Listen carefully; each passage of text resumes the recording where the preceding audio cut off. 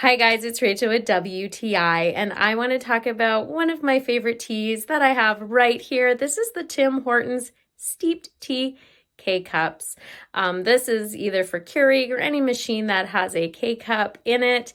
This is so convenient. This is the 30 pack. I usually buy one that has a lot more because I do like to have 2 to 3 teas a day. So this is right at my fingertips. I don't have to run out to get one through drive-through.